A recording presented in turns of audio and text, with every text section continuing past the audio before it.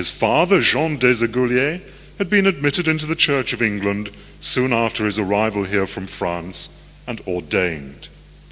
Jean des Aiguilliers became minister of the French chapel in Swallow Street, where aristocratic Huguenots worshipped. John Theophilus, his son, took an Oxford BA degree in 1710 and was immediately appointed lecturer in experimental philosophy. Thus, to use a modern expression, he became a science don. It is reasonably clear that the new Grand Lodge's primary function was the organization of conviviality within the framework of good behavior and the concept of fraternity. It had inherited the customs of the lodges of the far older operative Masons, for instance, the secret words, signs, and grips. When a skilled craftsman was in possession of these secrets, they were communicated to him in the course of a brief initiation ceremony. They were the equivalent of today's trade union card. The lodges were simply private clubs which met at inns. The performance of primitive initiation rituals and the transmission of the so-called secrets provided an atmosphere of formality which might otherwise have been lacking. To be brief, very brief, George Payne and Dr. des Aiguilliers provided an attractive novelty which immediately became popular. In their lifetime, the concepts of English Freemasonry, and I must emphasize that the concepts themselves were very simple, were exported to the continent of Europe and distant parts of the world where the English did business and British soldiers and sailors served. We are thus confronted with a social institutional phenomenon which had no connection whatever with occultism of any kind. Inevitably, there were individuals who felt the impulse to gild a very simple lily. Hence the emergence in France during the middle years of the 18th century of a multitude of so-called high degrees to which grandiloquent titles were attached. A similar phenomenon can be observed in German-speaking countries. This high-degree nonsense never took root in England during the 18th century. I must now take my audience in a single quick jump to the 1820s. By that time, English organized Freemasonry, then about a century old, had become consolidated. There were lodges in every large town and in many small ones. Grand Lodge had in the meantime become a more important and more formal affair. It controlled various charitable activities for the benefit of the poor and of distressed Freemasons and their children. Furthermore, by this time a more or less standard ritual had been evolved. I suspect that everybody took the existence of the Freemasons absolutely for granted. In the meantime, the craft was beginning to desert inns and taverns, and in the provinces was building Masonic halls, some of whose rooms could be hired for use by the general public, meaning for dances, meetings, lectures, and so on. Thus, the Freemasons were part and parcel of the social scene. Their activities were reported in the London and the local press. This was before the era of investigative journalists and the slanted reporting of individuals like the late Stephen Knight, the author of a recent bestseller, namely The Brotherhood, the Secret World of the Freemasons, with its lurid stories of corruption and the possible penetration by the Soviet Russian KGB. By the year 1870, the United Grand Lodge of England had about 1,300 lodges on its registers, but a proportion of these were overseas. Finally, in 1875, His Royal Highness the Prince of Wales, the future King Edward VII, was installed as Grand Master. This event merely confirmed Freemasonry's social standing. During the previous century, the English craft had ignored the various aberrations which had been a feature of continental Masonry, with its multifarious high degrees, mainly in France, and spurious Templar rites such as the strict observance which had been a part of the German Masonic scene until it collapsed during the early 1780s.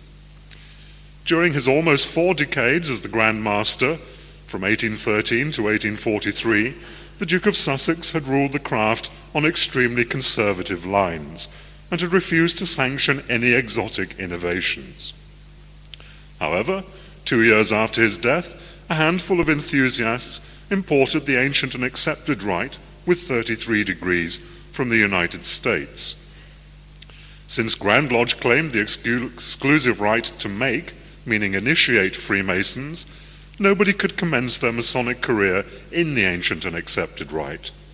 In any case, the craft, with its 3 degrees of entered apprentice, fellow craft, and master mason, remained paramount. However, by 1887, when the Golden Dawn was launched, there were already a fair number of so-called additional degrees, sometimes called side degrees, which Grand Lodge tacitly tolerated as long as their promoters did not make or initiate Freemasons. For the most part, these additional degrees appear on the English Masonic scene during a period of about 20 years before the Golden Dawn was founded. They appear to have been launched because a minority of craft Freemasons were only too pleased to support this or that apparently interesting novelty. Now, while the Golden Dawn was founded as a potentially attractive alternative to the Theosophical Society, which was itself a fascinating novelty, from the very beginning, the Golden Dawn had links with the fringe Masonic milieu. This was because the Golden Dawn's first 3 chiefs, namely Dr. William Wynne Westcott, Samuel Liddell Mathers, and Dr. William Woodman, were all prominent members of the Societas Rosicruciana in Anglia. The latter was only Masonic insofar as it restricted membership to Master Masons. Neither in its early years, it was founded in 1866, nor later was the Soc Ross, as it became popularly known, a specifically occult group. However, when Westcott became its Secretary General in 1882, some of its members began to study the Jewish Kabbalah with its attendant Tree of Life mysticism. Mathers was prominent in this field. All who know something about the Golden Dawn are aware of the extent to which the symbolism of the Tree of Life was prominent in its curriculum. Now, this afternoon I will say very little about the Golden Dawn on the assumption that you will all know sufficient about it. However, I will try to discuss the specifically fringe Masonic milieu from which the Golden Dawn emerged. For this purpose, I will discuss the careers and personalities of the 3 men, namely Robert Wentworth Little, Kenneth Mackenzie, and Francis George Irwin. Their respective dates are of interest in the context of this paper. Francis George Irwin, 1828 to 1893, in 1870, age 42. Kenneth Mackenzie, 1833 to 86, in 1870, age 37. Robert Wentworth Little, 1840 to 1878, in 1870, aged 30. So they were all relatively young. William Wynne Westcott was born in 1848, hence in 1870, aged 22. It is possible that Westcott never met Little, who died 2 years before he joined the Soc Ross in 1880, but he appears to have been acquainted with Irwin and certainly met Mackenzie. The careers of Mackenzie and Little were curiously intertwined, and the same applies to Mackenzie's connection with Irwin. As for the Golden Dawn, it is known that he never had any desire to join it. In any case, Mackenzie died a year before Westcott launched the order. All of these men were heavily involved in fringe Masonry. Thus, A.E. Waite remarked in his diary in 1902 that he had only to discover this or that fringe rite to learn that Westcott held one or other office in it. The fringe phenomenon appears to have got underway during the 1870s and to have been in evidence until at least the 1890s, or until the outbreak of the First World War, if one takes into account John Yarker's strange collection of rites, which appears to have lapsed very soon after his death in 1913. In some respects, the Golden Dawn was a byproduct of the 2 decades before the order was founded in 1887. Indeed, if one studies the Golden Dawn's annals, one can begin to assess the extent to which Westcott and Mathers used Masonic precedents of a kind. Here I refer to grades or degrees, the use of legends as a basis for rituals, the establishment of hierarchies, and so on.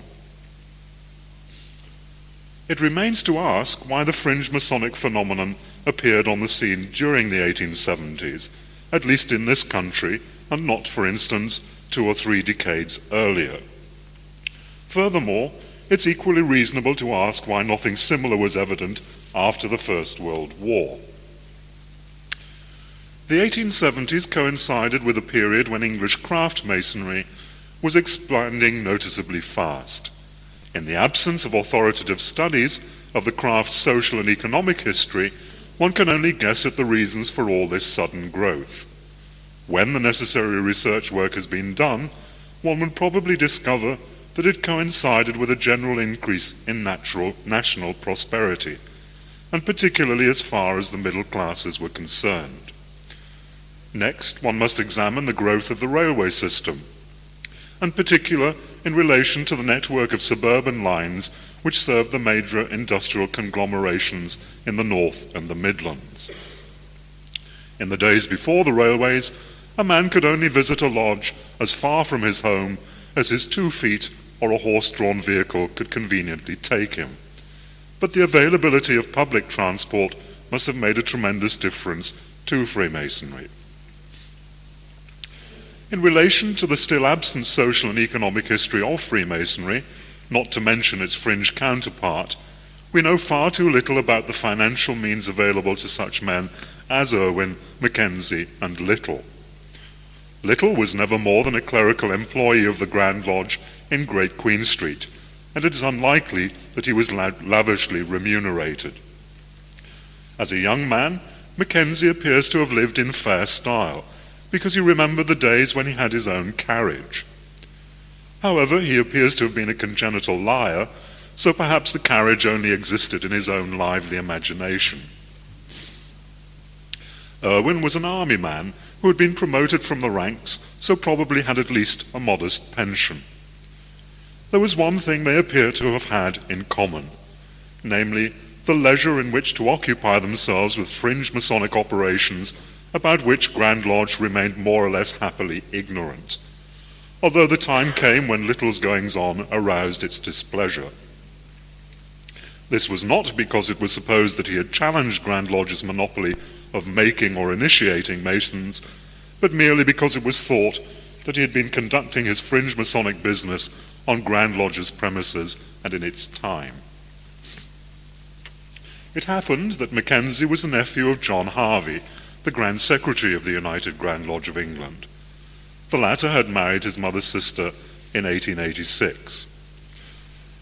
In 1886, the year in which it's convenient to begin my story, Mackenzie was 33 and Little in his late 20s. Although not a Freemason, it appears that Mackenzie was a regular visitor at Freemasons' Hall and knew Little, who was employed in the cashier's office. Now, Mackenzie spent his childhood years in Vienna, where his father, a surgeon, was working in a hospital. In fact, Mackenzie knew German very well, and when Little showed him what Westcott later vaguely described as some old papers, he could translate them.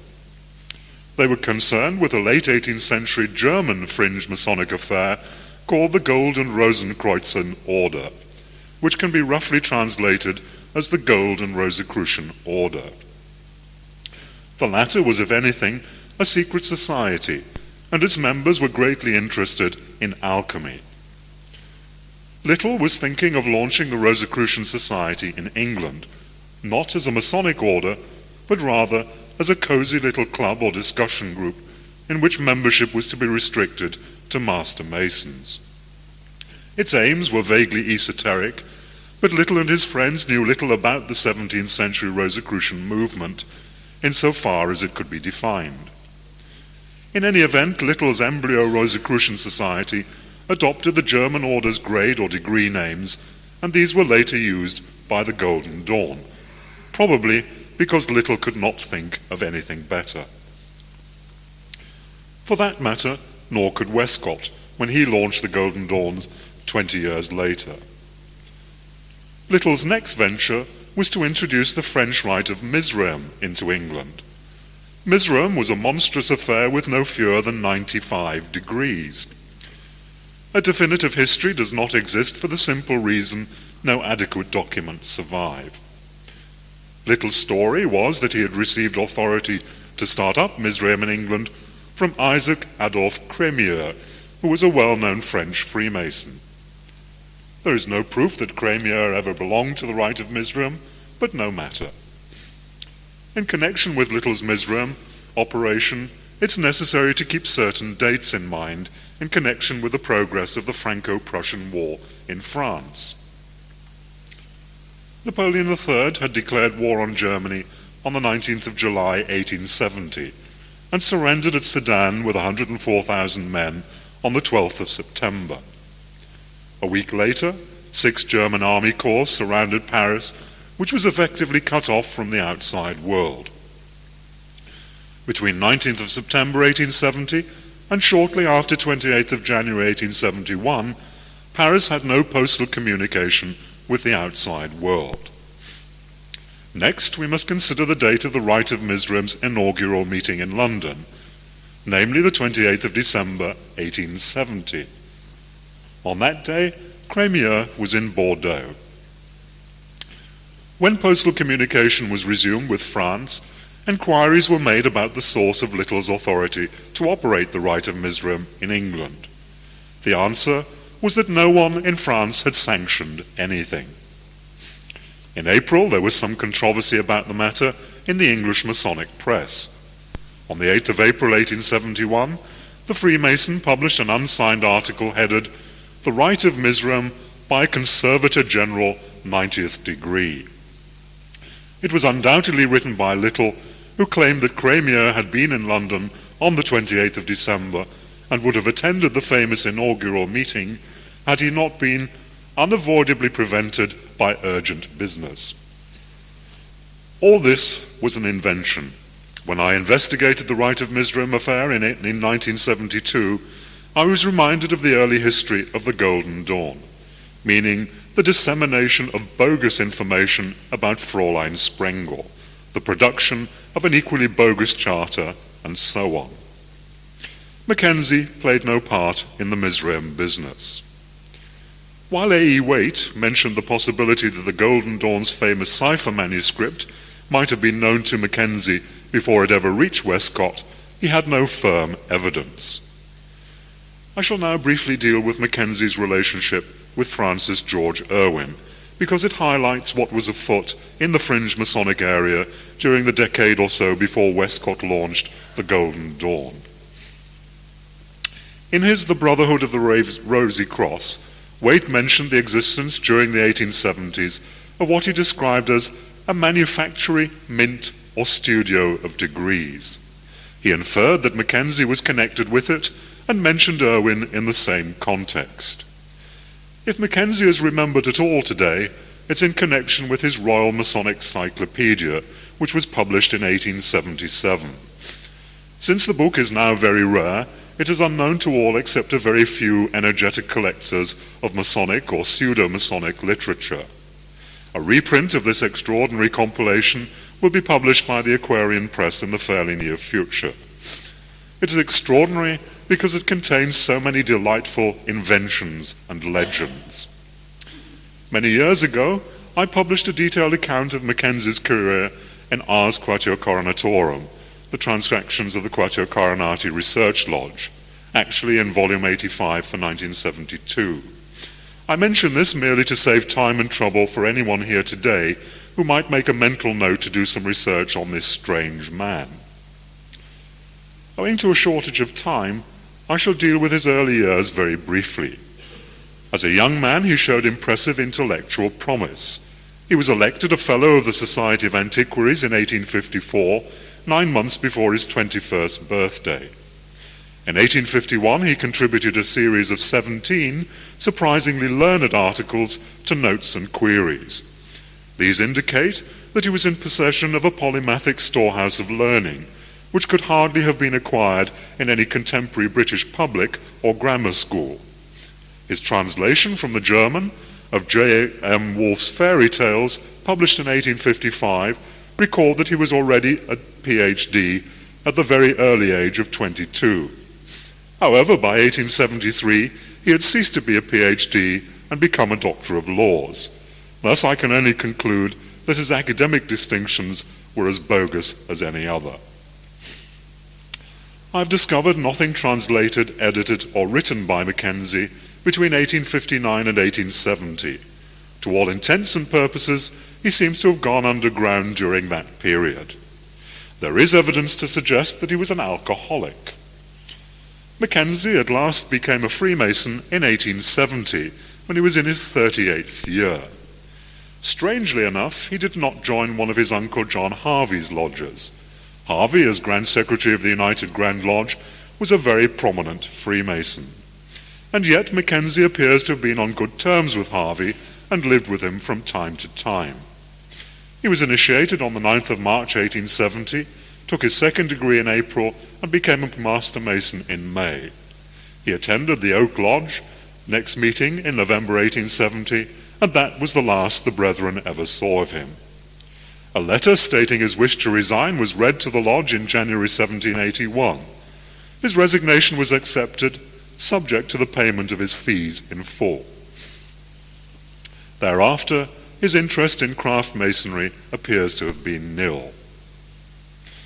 I must now turn to F.G. Irwin and his amanuensis Benjamin Cox, in 1868 the chief accountant of the local Board of Health at Weston-super-Mare. Cox was initiated in the local St. Kew Lodge in that year, and was later, a year later, to be an early member, of the Golden Dawn. He very soon became obsessed by Freemasonry, and within a year of his initiation had begun to join every available so-called additional degree, meaning those outside the craft, hence not administered from Freemasons' Hall. Irwin was an energetic collector of obscure and exotic rituals, and Cox used to copy them out for him. In 1874, Irwin must have hinted at the existence of a very secret affair called the Order of the Brothers of the Swastika, or perhaps it was called the Fratres Lucis. In any case, for some time Cox was not quite sure, but was nevertheless desperately anxious to join. In March 1874, he learned that the Order of the Swastika and the Fratres Lucis were one and the same thing. Furthermore, he was told that Irwin had recently been in Paris and had met members of the order there.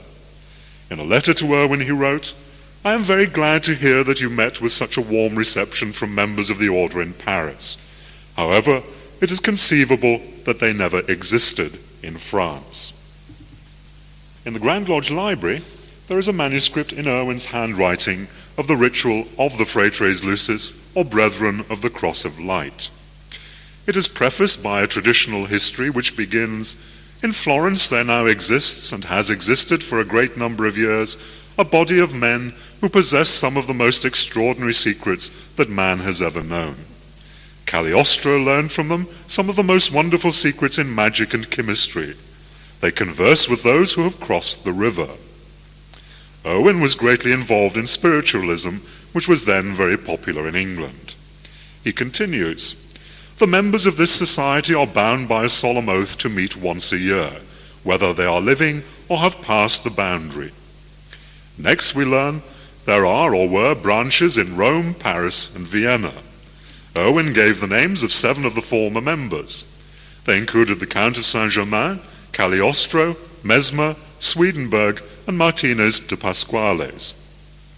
For good measure, he added the name of William Heinrich Schussler, a recent German exponent of homeopathic remedies. According to Irwin, the Brethren of the Fratres Lucis have made animal magnetism their chief study. It was through being a member of this society that Mesmer practiced his healing power and founded his mesmeric lodge on the principles of the order. And finally, Swedenborg derived his right from the same source, and from it Count Cagliostro derived the knowledge that enabled him to found the Egyptian order." Westcott provided a somewhat similar list of famous and by then deceased members of the Golden Dawn when he wrote the Order's so-called historical lecture in or about 1887. However, it is improbable that he knew anything about the Fratres Lucis. In any case, Irwin's so-called ritual did not reach the library at Freemasons' Hall until after his death in 1893. When I read Irwin's delightful nonsense, I was reminded of the contents of two little notebooks containing a record of his spiritualist seances during the years 1872-1873. His most interesting communicator was none other than Cagliostro, in his day a notable exponent of Fringe Masonry. Between 31st of October and 9th of November 1873, Cagliostro communicated on 4 separate occasions, and according to Irwin's spiritual journal, dictated almost word for word the substance of the historical introduction to the Fratres Lucis ritual from which I have quoted above. The manuscript, which Irwin chose to call a ritual, merely consists of his notes for a secret society of occultists. Under the heading Ceremony, we only learn that the candidate is led, I quote, to a kind of labyrinth. If he were blindfolded, one supposes that the labyrinth effect, if it could be contrived, would produce a sensation of disorientation. According to Irwin, the society is pledged to study the following subjects: natural magic, mesmerism, the science of death and life, immortality, the Kabbalah, alchemy, necromancy, astrology, and magic in all its branches. Finally, there was to be an annual dinner at a cost of 4 shillings or 20 new pence. The fare was to consist of bread, butter, cheese, confectionery, fruits, and wine. Mackenzie learned of the existence of the Fratres Lucis and was anxious to join it. Irwin made no move to admit him, possibly because he feared that he would get drunk at the annual dinner.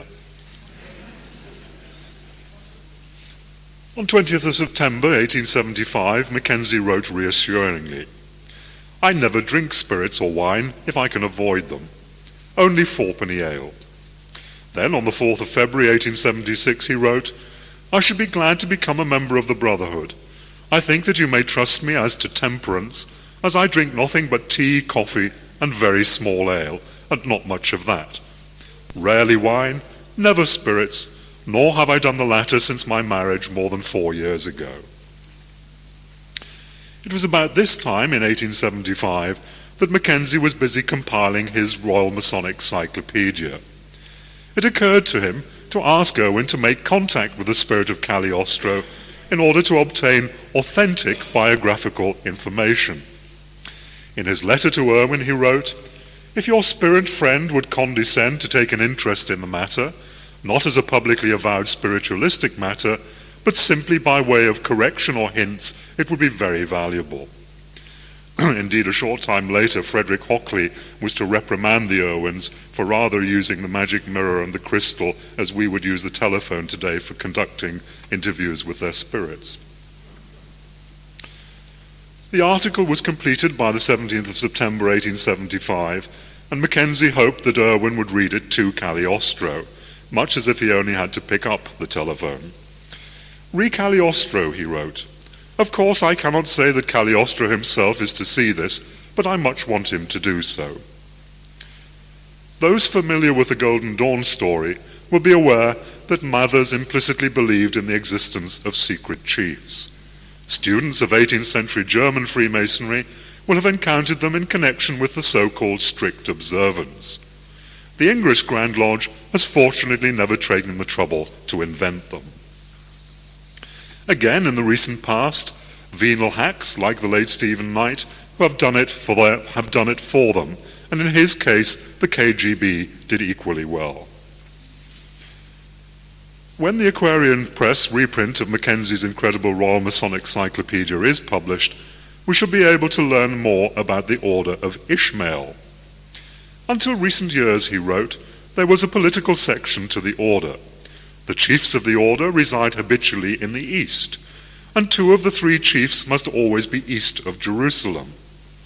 Branches of the order under arch-chancellors exist in Russia, Turkey, Greece, Austria, Italy. 9 other European countries follow, ending up with the United Kingdom. It seems that the Order of Ishmael had no ritual until Mackenzie obliged by writing it. A manuscript copy at long last arrived at the Grand Lodge Library in 1972. It is difficult to know how they managed without it for all those years. Now, it's fairly common knowledge that Mr. Martin Short is busy writing a sequel to the late Stephen Knight's book. Indeed, he wrote to me asking if I supposed that the KGB had infiltrated English Masonry. Mr. Knight should keep a watchful eye on the machinations of the Order of Ishmael, because it is more than likely that it is controlled by the KGB. It is to be regretted that Mackenzie's projected book on the Taro was never published. In a letter to Irwin in 1877, he mentioned that he worked the Taro with the aid of astrology, and informed Westcott in 1879 that he was not disposed to communicate the Taro system indiscriminately. To do so would put a most dangerous weapon into the hands of persons less scrupulous than I am. I have seen the leaflet, which was intended to advertise Mackenzie's The Game of Taro, archaeologically and symbolically considered. It would have been of great interest to the Golden Dawn people.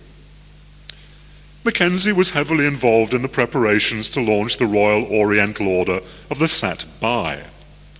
It was not Irwin's invention, still less Mackenzie's. Both had a hand in the inflation of this pseudo-Masonic balloon, which rose a few feet into the air, wobbled briefly, and then quietly collapsed without the average member of the craft knowing that it had ever existed.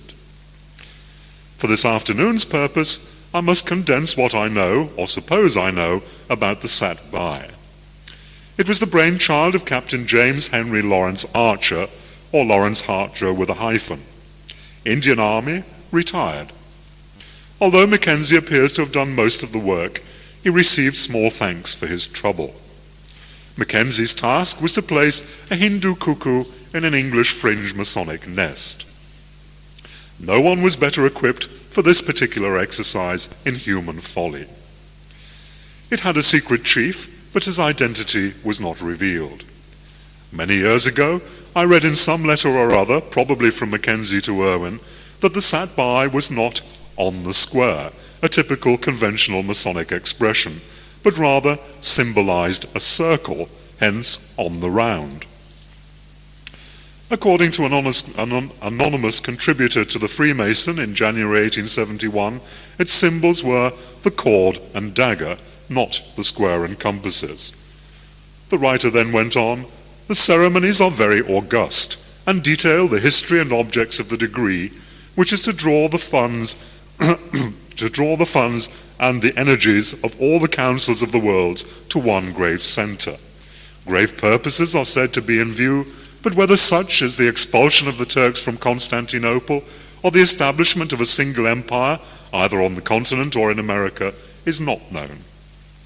The prose reads like Mackenzie's, and it was published in the Freemason, which was edited by his friend Robert Wentworth Little. About a month later, another correspondent offered further information. We now learn that the order's secret chief was called the One Supreme Apex. I quote, "His very style proclaims his crowning and solitary grandeur, and the succession of whose high office comes by an act of grace on the part of the existing apex, who, under circumstances of the strictest solemnity, and himself strictly veiled, transmits to his successor the rituals of all other orders, some of which are scarcely known in England, contained in an antique leaden casket cased in cedar of Lebanon." Now I must skip a bit, but must add that the writer knew of a small, remarkable painting of small size called The Dream of Apex.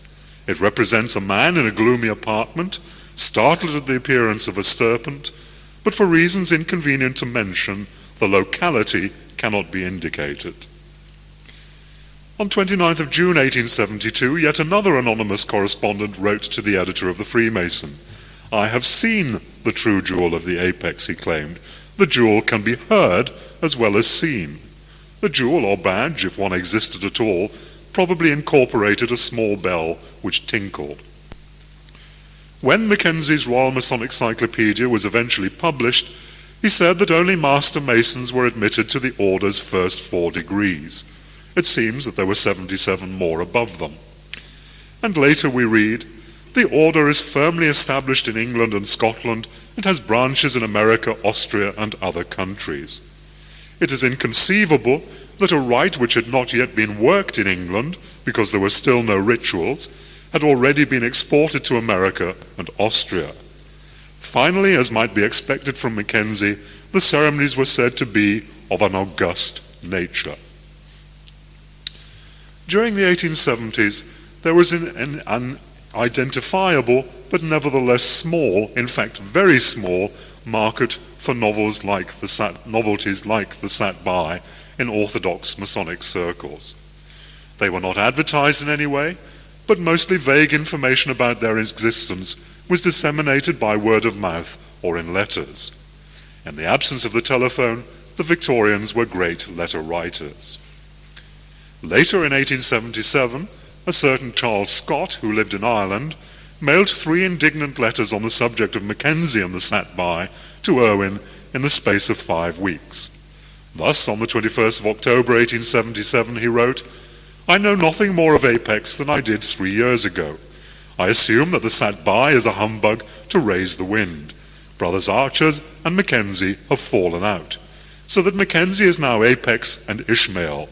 He meant chief of both of these pseudo-Masonic rites. "And I suppose that his fertile genius is conceiving something else racy for the gulls." By January 1879, the Apex, or the Sat-Bai, or whatever one likes to call it, was to all intents and purposes moribund. However, Irwin and his friend Benjamin Cox were keeping it going with a handful of members in the West Country. In the meantime, Irwin and Cox were busy with something called the Knights of the Red Branch. Mackenzie mentioned it in his cyclopedia and claimed that it was established in Ulster in the year BC 90. For some reason which I am unable to fathom, Benjamin Cox, who does not appear to have had any connection with Ireland or Ulster, was the Order's Grand Chancellor in 1872. In 1877 to 78, he was trying to design a certificate for the Knights of the Red Branch. He proposed to have the text in Gaelic and written in Irish uncial characters. One problem was that he was unable to procure an Irish dictionary. In November 1887, he was busy recruiting 4 local Weston-super-Mare Masons into the Knights of the Red Branch.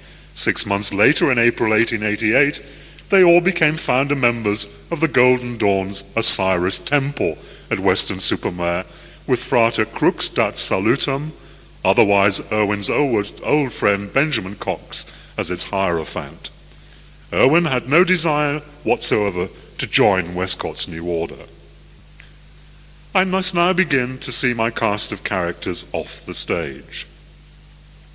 Irwin died in 1893 and was followed by Benjamin Cox 2 years later. Mackenzie had already departed a year before the Golden Dawn was launched. It is doubtful if Westcott would have persuaded him to join it, because when he was tinkering with the idea of founding an exclusive little club called the Society of 8, apparently for the study of alchemy, and Irwin mentioned Westcott's name, he tersely replied, "Westcott will not do." As for the Society of 8, I may have misread Mackenzie's handwriting, which had deteriorated towards the end of his life, and it might have been the Society of Light. Between 1887 and 1897, a decade later, Westcott had been too busy with the Golden Dawn and the Rosicrucian Society to have much time for anything else. Incidentally, we should also be commemorating the 90th anniversary of his resignation from any active part in the affairs of the Golden Dawn, since this happened at the end of March 1897, when he was warned by the legal authorities that his continued connection with anything as esoteric as the Golden Dawn would not be countenanced. He then established a link with John Yarker, who was running a sort of fringe Masonic empire with himself as its Grand Master. Around 1902, Westcott was in touch with Theodore Royce, a German adventurer who was at the beginning of an eventful career as a promoter of fringe or pseudo-Masonic rites. The present-day interest in that branch of athletics called sex magic began with Royce. Those interested will have to migrate to the United States of America, where Royce's Order of the Templars of the Orient is continued in New York City by a gentleman who signs his letters Hymenaeus Beta, 10th degree. Now, conventional craft masonry has never had any connection with so-called occultism, and it remains to ask why the Golden Dawn adopted so many Masonic precedents. For example, rituals, a grade or degree numerology, and a threatening oath or obligation. The Golden Dawn was supposed to be a secret society, and it's most unlikely that many outsiders knew about its dramatic second order ceremony until Aleister Crowley spilled the beans in the Equinox in 1910. Craft masonry has never been part and parcel of a secret society in the real sense of that word.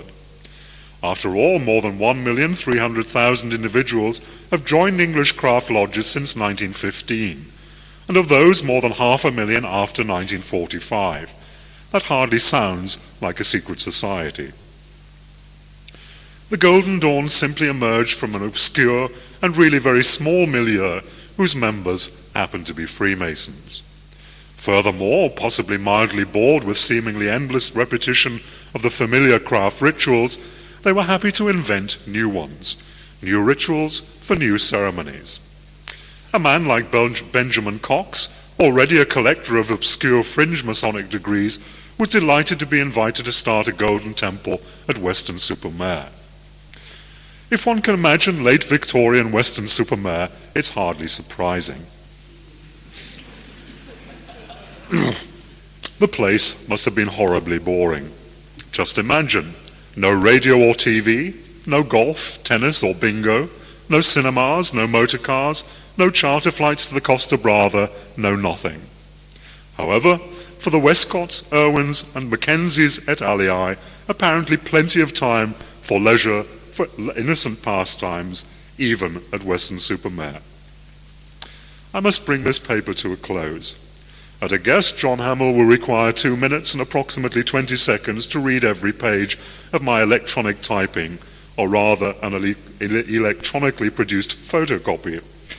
Those of you familiar with the laboriously handwritten copies of Golden Dawn rituals and lectures produced during the 1890s will appreciate how easy is the task of any prospective ritual magician today. By my reckoning, John Hamill might get around the course in about 42 minutes of the 45 allowed for this paper. This will give my old friend Marcia Keith Shushard from Georgia, affectionately known to some in the library at Freemasons Hall as the Grand Mistress, a little more time for her own contribution, and that's the lot from me.